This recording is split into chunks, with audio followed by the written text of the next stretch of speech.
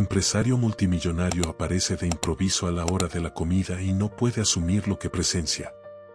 El estrépito de las llaves chocando contra el suelo de mármol retumbó como un disparo dentro del recibidor silencioso, pero nadie pareció oírlo. Rodrigo Herrera, un hombre acostumbrado a que todo a su alrededor se doblegara ante su presencia, se quedó clavado en el marco de la puerta del comedor, sintiendo como la sangre se le congelaba en las venas y al mismo tiempo le hervía en las sienes. Lo que estaba contemplando no encajaba en ninguna lógica. Parecía un delirio por exceso de trabajo o una broma cruel del destino. Había regresado a casa 3 horas antes de lo habitual, un martes cualquiera, con la simple intención de recoger unos documentos olvidados y volver a la frialdad de su despacho acristalado en el centro financiero. No esperaba encontrar movimiento en la mansión, no esperaba calor humano y, desde luego, no esperaba encontrarse con aquello. Frente a él, sobre la mesa de madera noble que llevaba años sin usarse desde el entierro de su esposa 5 años atrás, se desarrollaba una escena que pisoteaba todas las normas de su hogar. Marina, la joven trabajadora del servicio, apenas veinteañera, con su uniforme azul y blanco sin una arruga, no estaba pasando el plumero ni puliendo la cubertería. Estaba sentada. Y no estaba sola. A su alrededor, ocupando las sillas que solían reservarse para políticos, socios o invitados ilustres, había 4 críos. 4 varones idénticos entre sí. Rodrigo pestañeó, incapaz de asimilar la imagen. Los pequeños no tendrían más de 4 años. Llevaban camisas azules que se le hicieron extrañamente familiares, como si aquella tela hubiese formado parte de su propio armario en otra vida, y unos improvisados mandiles claros que les cubrían el pecho. Eran 4 gotas calcadas, 4 reflejos exactos, con el pelo castaño revuelto y ojos enormes, atentos a cada gesto de la muchacha. «Abrid bien el piquito, mis gorrioncillos», murmuró Marina con una dulzura tan honda que a Rodrigo le dolió el pecho al oírla. En la mano sostenía una cuchara grande cargada de arroz amarillo, humeante y sencillo, un contraste brutal con la vajilla carísima que les rodeaba. No era un plato de alta cocina, era cocina de batalla, arroz teñido con colorante barato, pero los niños lo miraban como si fuera auténtico oro triturado. Marina, con la precisión de quien repite el mismo rito a diario, dejaba caer una porción en el plato de cada uno, cuidando que todas las raciones fueran casi idénticas al milímetro. «Despacito, hoy hay para todos», les decía, pasando los dedos enguantados por el pelo del que tenía más cerca. Esos guantes amarillos de goma, los mismos que usaba para fregar los lavabos, ahora servían para acariciar mejillas infantiles con una ternura casi salvaje. Y el contraste hizo que a Rodrigo se le formara un nudo en la garganta. Tendría que haber estallado en ese instante. Debería haber irrumpido como un huracán, exigiendo explicaciones sobre quiénes eran esos intrusos sentados en su mesa, manchando sus muebles, invadiendo su refugio de soledad. Pero sus pies estaban pegados al suelo. Había algo en los perfiles de esos niños que lo mantenía hipnotizado. Cuando el pequeño del extremo izquierdo giró la cara para reír por alguna ocurrencia de su hermano, la luz de la lámpara del techo se reflejó en su perfil. Rodrigo sintió que el suelo se desmoronaba bajo sus zapatos. Esa nariz, esa curva de la boca al esbozar la sonrisa, incluso la forma de sujetar el tenedor con una elegancia innata que no encajaba con aquella ropa remendada. Era como mirar un espejo deformado que le devolvía su propio rostro, pero con 40 años menos. El corazón de Rodrigo empezó a golpear con una violencia dolorosa, aporreando sus costillas como un animal enjaulado. ¿Quiénes eran? ¿De dónde habían salido? Su residencia era una fortaleza con muros altos y sistemas de seguridad por todas partes. Nadie cruzaba el umbral sin su visto bueno y, sin embargo, allí estaban, 4 invasores diminutos comiendo arroz amarillo en la mesa intocable, atendidos por su empleada como si fuesen príncipes secretos de un reino escondido. Aquello tenía una intimidad doméstica que le resultaba extraña y amenazadora. Los niños reían bajito, un sonido burbujeante que aquella casa desconocía. Marina les limpiaba las comisuras de los labios con una servilleta de tela, una de las de lino con sus iniciales bordadas, y les hablaba de un mañana en el que no volverían a pasar hambre. Cuando seáis grandes y fuertes, les decía sirviendo lo que quedaba en la olla, mandaréis y seréis importantes, pero nunca, jamás olvidéis compartir vuestro arroz. Rodrigo apretó el maletín de cuero hasta ponerse los nudillos lívidos. La mezcla de furia y de una curiosidad casi enfermiza lo devoraba. Se sentía un extraño en su propia vivienda. El sol de la tarde entraba por los ventanales y bañaba a la chica y a los 4 pequeños en un halo casi irreal, mientras él permanecía en la penumbra del pasillo, una sombra gris enfundada en traje caro. Dio un paso adelante. El cuero de sus zapatos crujió apenas sobre la tarima. El ruido habría pasado desapercibido para cualquiera, pero para Marina, acostumbrada a vivir alerta, fue un trueno. La joven se tensó.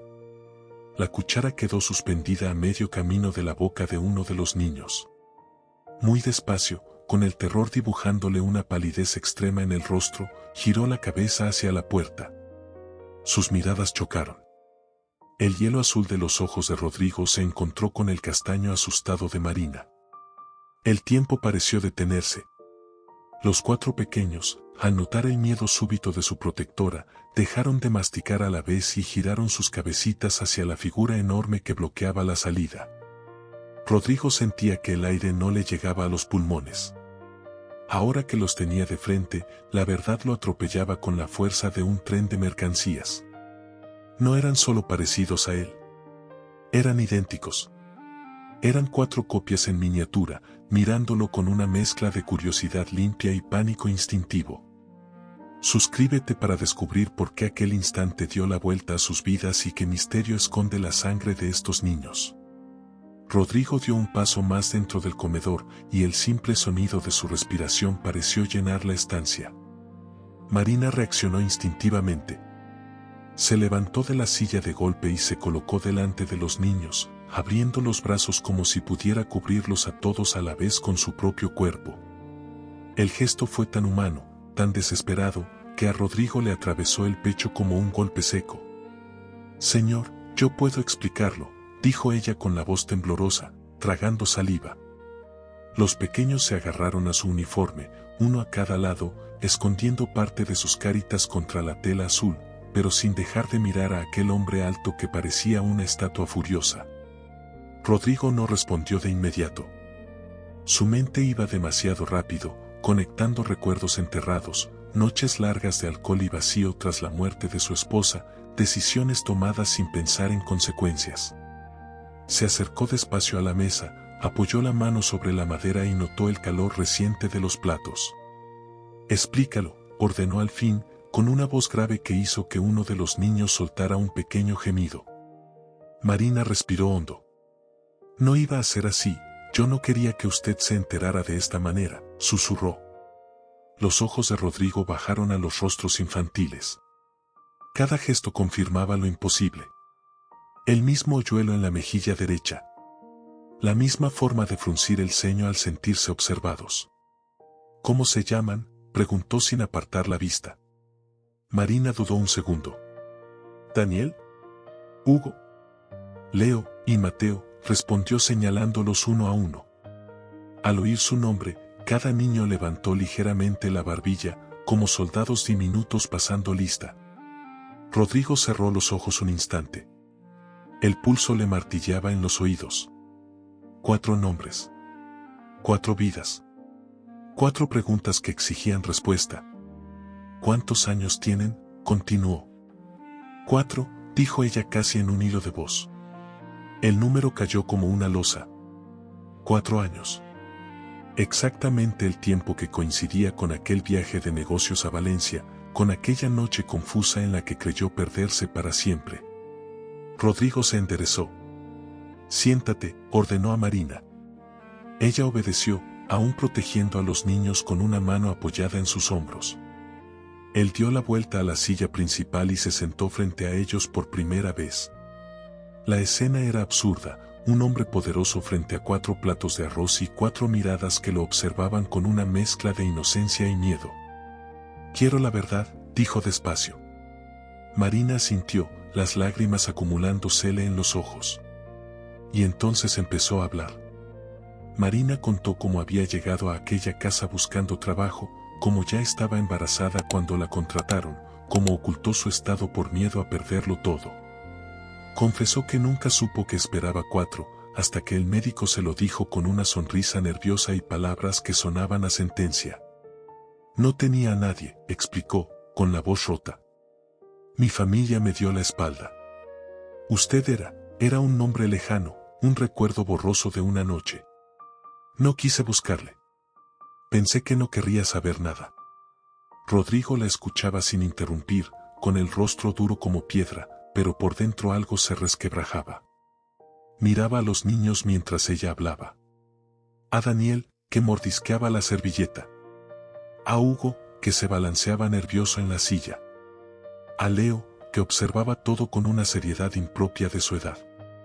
A Mateo, que no le quitaba los ojos de encima, como si intentara descifrar quién era aquel extraño.